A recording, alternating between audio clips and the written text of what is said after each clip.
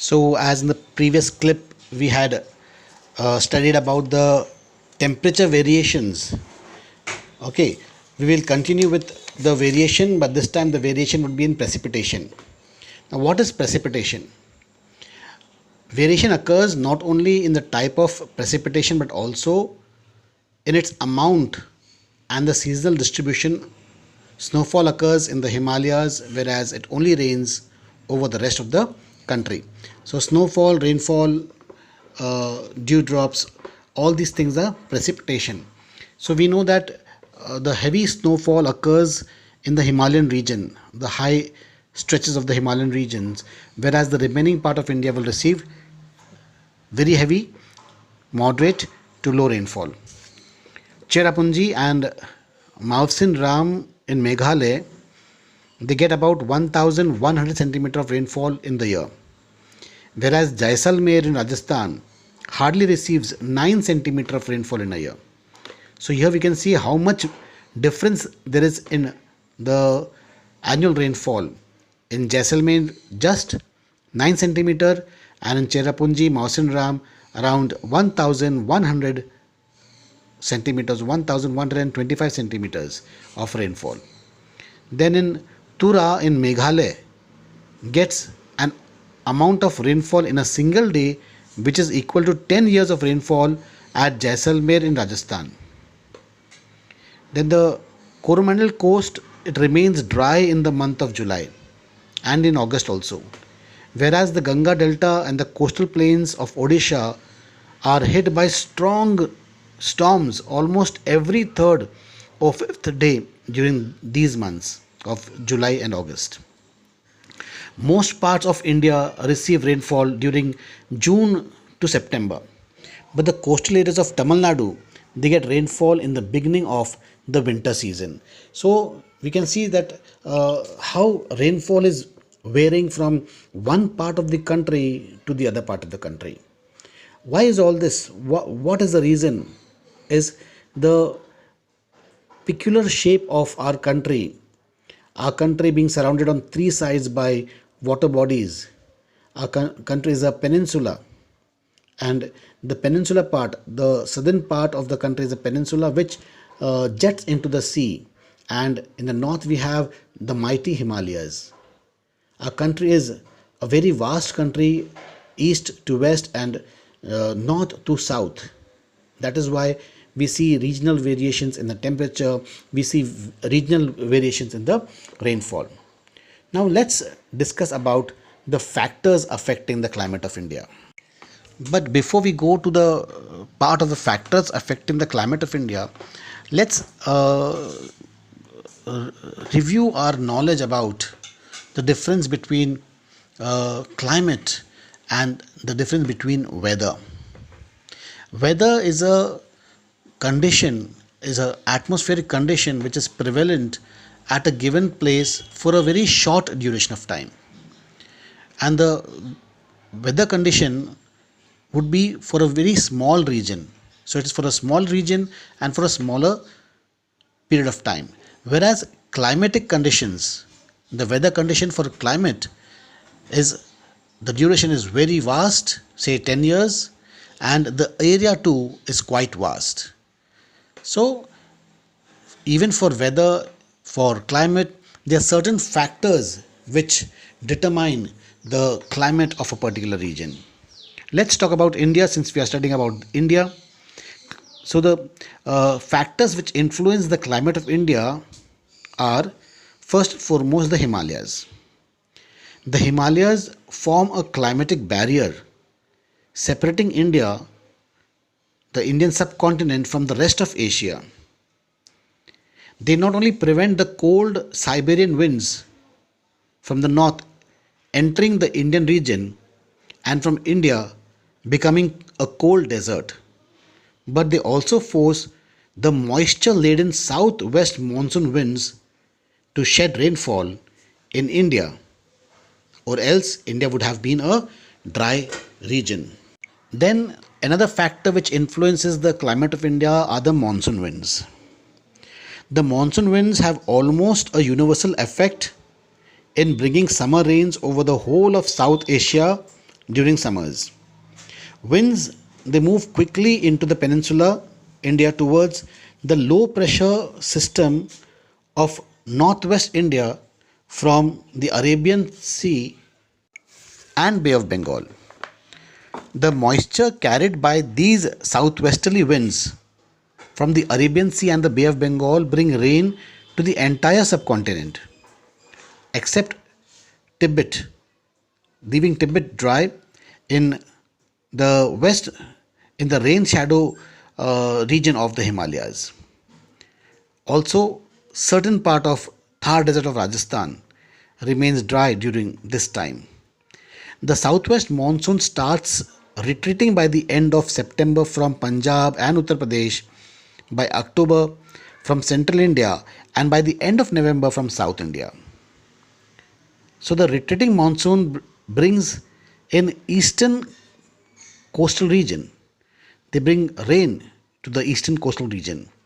And during winter, dry offshore northeast monsoon winds blow from high pressure to the low pressure region, which is centered at the head of Bay of Bengal.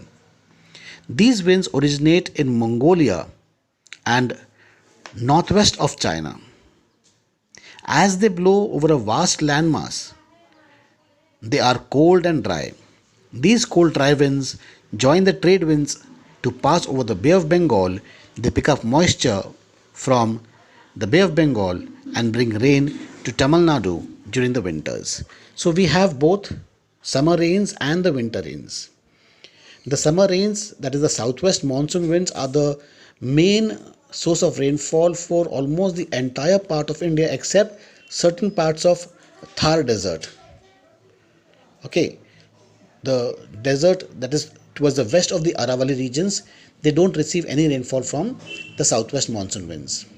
And also the Tibetan Plateau, because the Tibetan Plateau is in the rain shadow region of the mighty Himalayas. Then the southwest monsoon wind gradually tend to retreat. Okay, so the moment the southwest monsoon winds reaches Shimla, they begin to beat a retreat. But the retreat is not exactly in the same direction as they had advanced. They take the path of the Gangetic plains, the river Ganga, the Gangetic valley. And while passing through the Gangetic valley, since they are dry winds now, since they have already shed the moisture, the rainfall in the retreating monsoon winds is quite less. But when they come to the Bay of Bengal, here they will pick up some moisture. These moisture will be deposited in Tamil Nadu as retreating monsoon winds.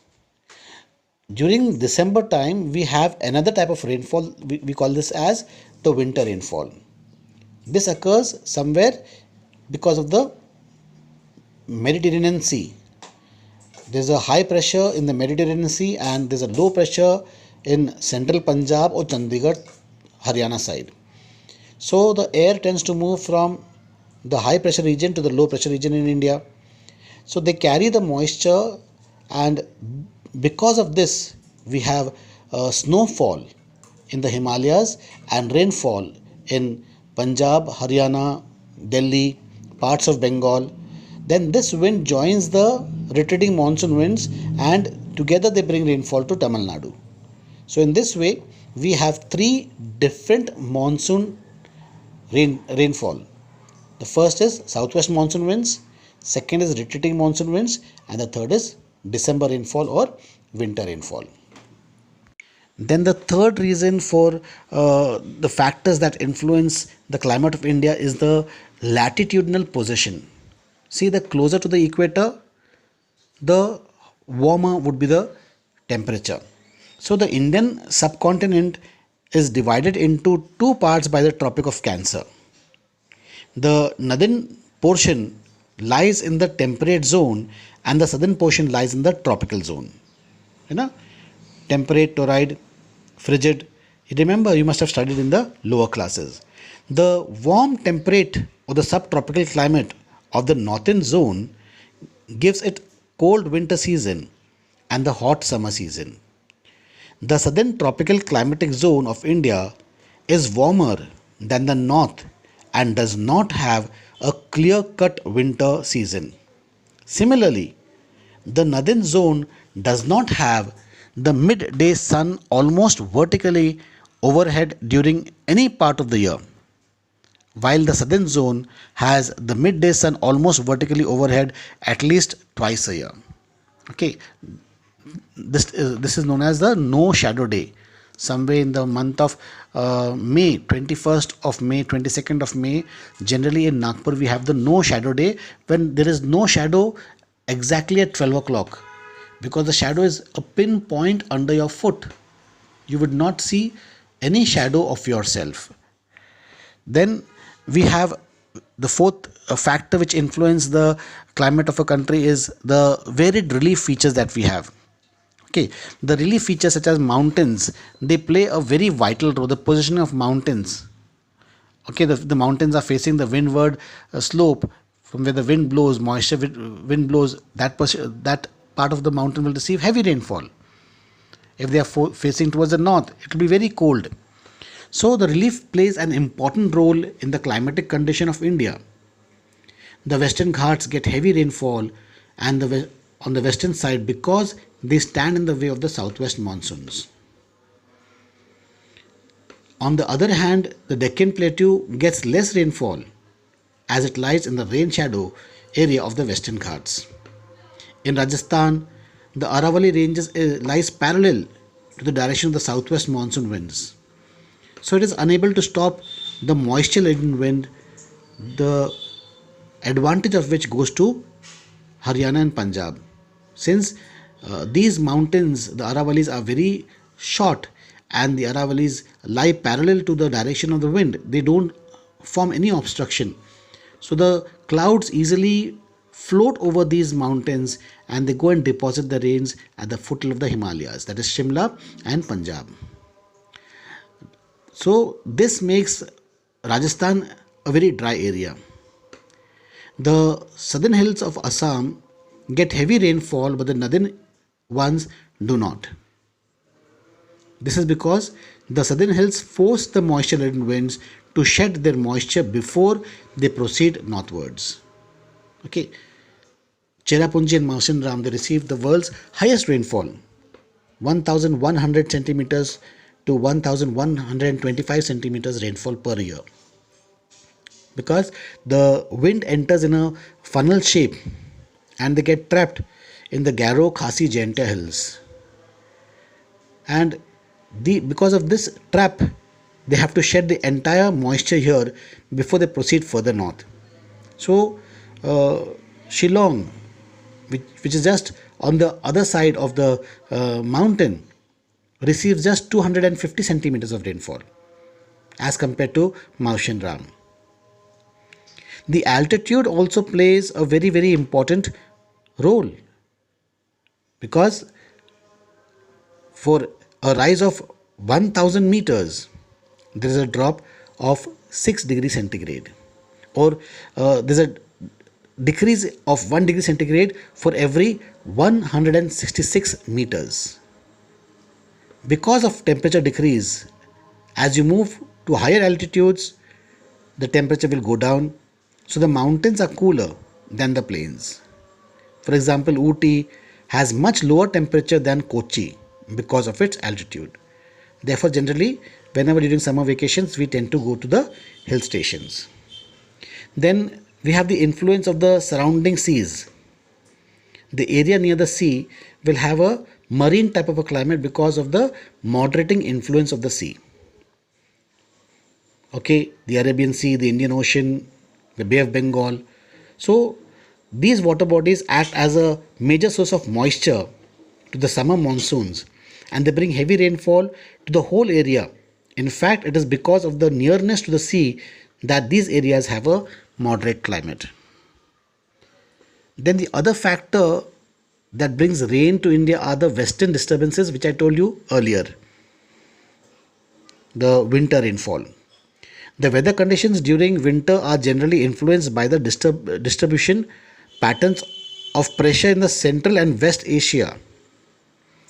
In the winter season, due to shifting of the pressure belt, the westerlies blow from 20 degrees north to 50 degrees north because the earth begins to tilt. Uttarayan and Dakshinayan you must have studied in the lower classes. So, India comes under the influence of the winds and cyclones rising from the Mediterranean Sea. The cyclones bring rain to the northern plains and snow in Jammu and Kashmir in India. Then we have jet streams. What are jet streams? These are swiftly blowing wind 3 kilometers to 5 kilometers above the sea level. These are known as jet stream. A current which determines the arrival and departure of the monsoon is known as the jet stream. You will hear the thunder and lightning because these are actually colliding with the winds, the southwest monsoon winds. When they collide with the jet stream are actually blocking these winds to go further. So you hear the huge thunder, then there is lightning. So these mark the arrival of the monsoons. These currents develop in the upper layers of the atmosphere. The westerly jet stream prevails over North Indian plains during the winter months, while the easterly jet streams steer the tropical depression over India. These depressions play a very significant role in the distribution pattern of the monsoon in the subcontinent. The highest rainfall occurs along the track of these depressions. Then, distance from the sea or nearness from the sea. Areas which are closer to the sea will have marine type of a climate, and areas which are in the interior of the continent will have continental type of a climate. That is because of the influence of the sea. The sea plays a major role in keeping the balance of temperature and moisture in the air. Then we have the El Nino effect. Sometimes El Nino is a warm ocean current which sometimes appears off the coast of Peru in South America. During the month of December, it increases the surface temperature of the sea and affects the movement of monsoon winds in India. You know why winds blow? Because of the difference in temperature condition or pressure conditions, and cause weak drought like situation in the Indian subcontinent. So these are all the factors which influence the climate of India. In the next clip, we will study in detail the monsoon phenomena and its mechanism.